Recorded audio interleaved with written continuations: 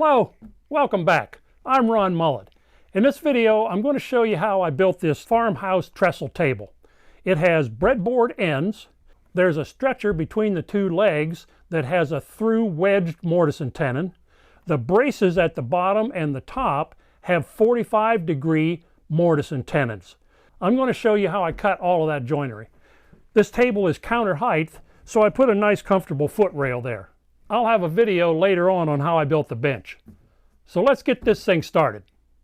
This table is built from 2x4s and 2x6s. I run them through my planer to get them down to about 1 3/8 thick, and then I run them through my table saw to straight line the edges. That way I end up with a nice straight flat board.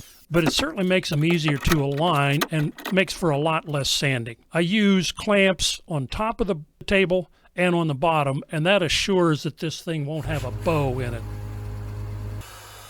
To make the breadboard ends, I start with my track saw and cut the shoulders on both sides of the board. I then cut another line parallel to that a little bit further out, and that will tell me where I can run my router to. I'm using a flat bottom bit on the router. After I've routed the tenon, I'll then cut the end off for the length that I want the tenon to be. To cut the mortise in the breadboard end, I'll set the height of the table saw blade to the length of the tenon. I'll run it through on one side, flip it end for end, and then run it through on the other side. That assures me that this mortise will be exactly in the center of the board. I'll clean that all out with a couple passes on the table saw and a chisel. With some trimming and some fine tuning, I get a good fit. Now it's time to drill the 3 holes for the dowels. I'll drill the holes in the mortise first. I'll use a spacer so that I can get a nice clean cut. I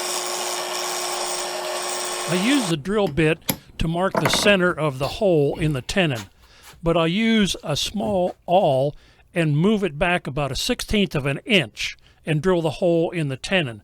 That way when the dowel goes through, it will draw the breadboard in tight against the shoulders. The outside dowel holes need to be elongated so when the tabletop expands and contracts, the dowel has a place to move. I taper the dowels so that they'll easily go through the offset holes. I'm only going to glue the center of this. I'll put glue on the tenon and also in the mortise, and then I'll coat the dowel with glue also. When I hammer this in, you can see how it pulls the breadboard end tight. The outside dowels will go in with no glue, except right before I finish it, I'll put a little bit of glue on the edge just to keep it in the hole.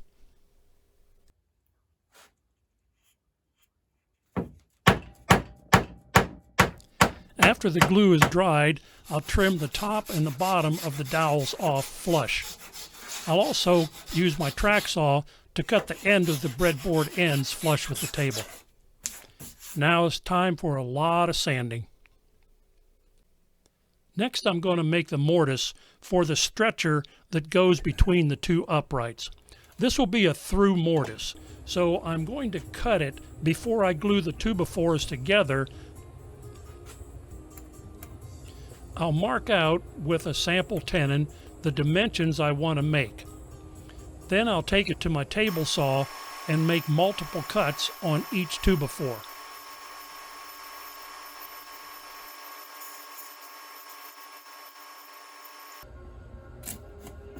After I've cleaned up the cuts with a chisel, I'll then glue them together.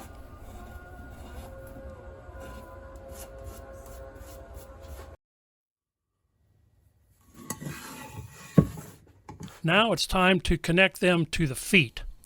I'm going to use a mortise and tenon again, but this time I'm going to do a little bit different technique. I'm going to lay out the mortise in the foot with my square and then use a template router bit to cut the mortise.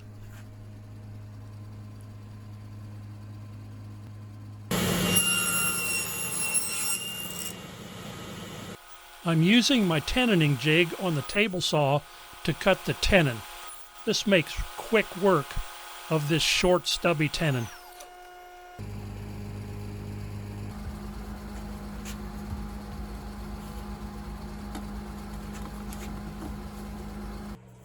So I've got the mortise and tenons cut for the top and the bottom, the through mortise here for the stringer.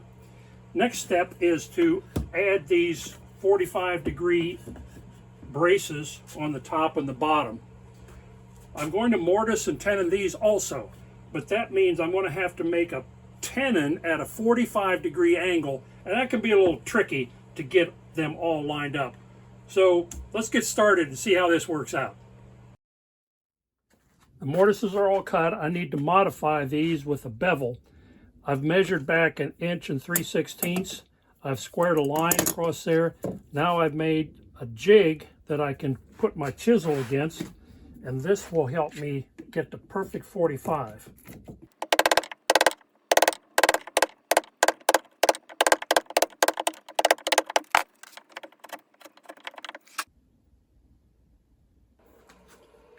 With the mortises cut, now it's time to cut the tenon. As you can see, it's going to be a complicated cut because it has to fit down in a 45-degree mortise. The nice thing about it is it has lots of glue surface, and as it pulls down in there, it will just get tighter and tighter. So it's a good strong bond. The first cut on the table saw is the short shoulder. The second cut is the 45-degree length of the tenon. The third cut is the top cheek with the bandsaw. The fourth cut is both side cheeks with the tenon saw.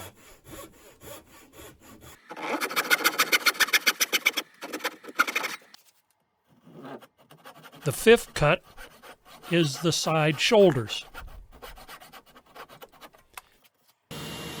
And the sixth and final cut is the 45-degree cheek. 6 cuts using 3 different saws to get a perfect 45-degree mortise and tenon.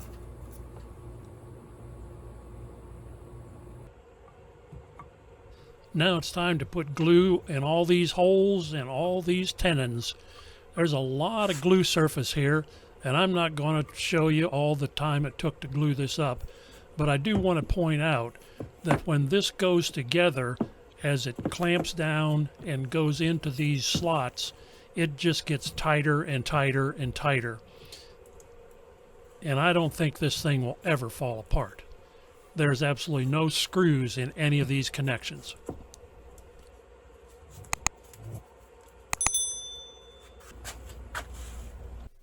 The tenon on the stretcher fits through the mortise very nicely.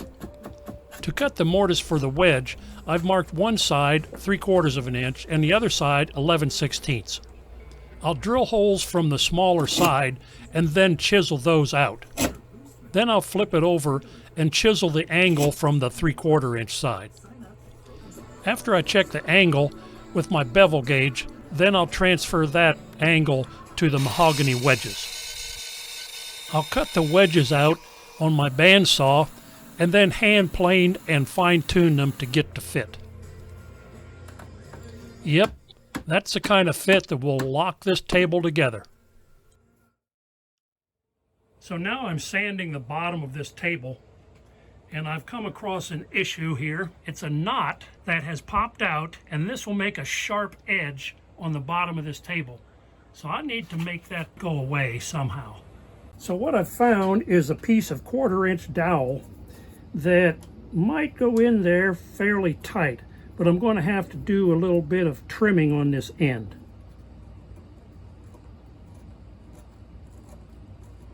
So I'll take a little CA glue, tap it in there.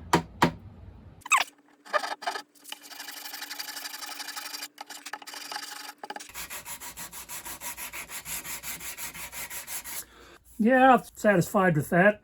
No, won't catch your finger on there anymore. Nice and smooth. Once I get the stain on this, that'll just completely disappear and look like part of the board. Yep, okay.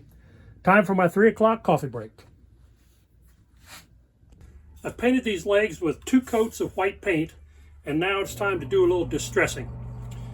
Where you start and where you stop in this process is entirely up to you. So let's get started.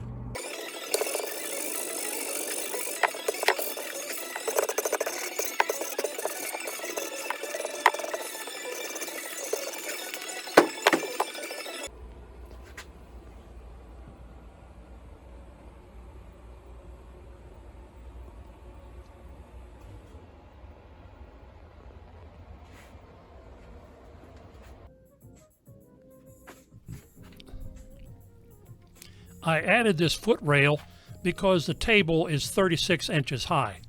This makes it much more comfortable to sit at. I stained the tabletop using Minwax dark walnut. Before I did that, I filled all the little voids in the wood so that food and water and moisture won't get trapped in there. I then applied 3 coats of Minwax polyurethane satin. It's important to use a really good brush to get a nice even surface. I sanded with 400 grit between each coat. After each coat that I put on, I cleaned the brush off just by wiping it against the can to get as much polyurethane out of it as possible. And then I went back and made long strokes using just the tip of the brush to smooth out the whole surface. This also takes care of any air bubbles that might be there. This is called tipping. So there you have it. Check out some of my other woodworking videos, and please hit that subscribe button. I'll see you on my next one.